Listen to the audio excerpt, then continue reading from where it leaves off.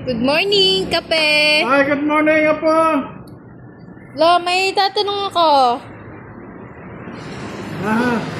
May tatanong ka naman. O, ano naman tatanong mo? Bilis-bilis yan. Ako yung maalis. Tapos na ako. Lo, paano po kaya malabanan ng depression? Paano malabanan ang depresyon?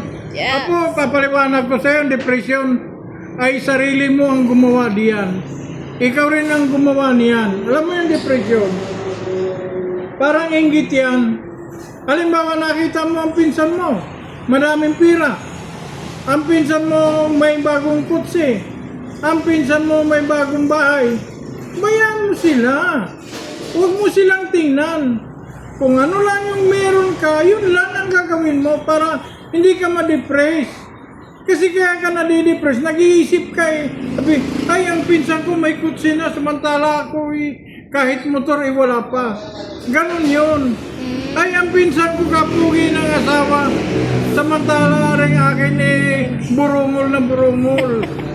Maghanap ng Ganon yun na po, ang depression, ikaw rin ang gumagawa. Yung mga problema yan eh. Halimbawa may utang ka na hindi mo mabayaran. Kaya ka nadidepress. Wala yan na po.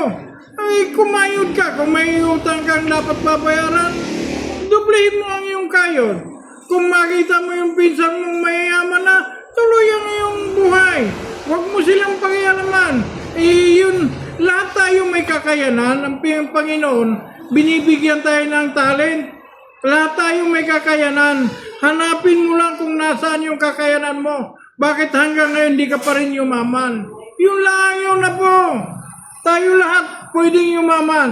Nga lang, hindi mo pa natukoy kung saan, kung anong pwedeng diskarte. Pero binigay yan ng Panginoon. Hanapin mo, trabahuin mo. Huwag kang laging tumingala. Yun lang po.